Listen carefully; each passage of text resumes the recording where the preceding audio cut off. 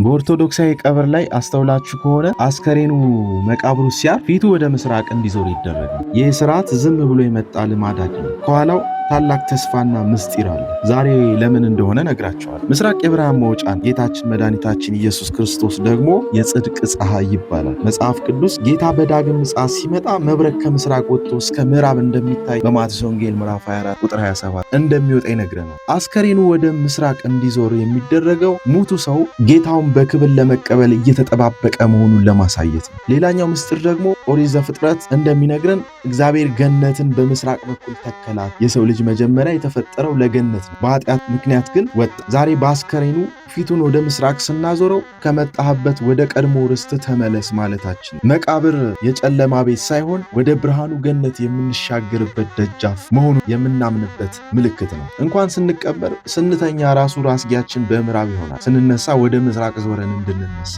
ክርስቲያን ሲጸልይ ወደ ምስራቅ ዞሮ ነው። ሲቀበርም ወደ ምስራቅ መዞሩ ጸሎቱ አላበቃም ማለታችን። ሰውነቱ አፈር ቢሆንም ነፍሱ ግን ወደ ብርሃኑ አገር እየጸለየች ትሄዳለች። የሞቱ ወገኖቻችንን ስንቀብር የምናለቅሰው እንደ ተስፋ ቢሶች ሳይሆን ነገ በትንሣኤ ጠዋት ፀሐይ ስትወጣ እንደምንገናኝ በማመን ነው። ስለዚህ ወዳጆቼ ሞት ለክርስቲያን እንቅልፍ ነው፣ መቃብር ደግሞ የትንሣኤ መከታ ነው። ፊታችንን ወደ ምስራቅ አዙረን የጽድቅን ፀሐይ ክርስቶስን እንጠብቃለን። ተስፋችን አይቆረጥም፣ ሞትም ድል ተነስቷል። እግዚአብሔር የሁላችንንም መጨረሻ ያሳምርልን። አሜን።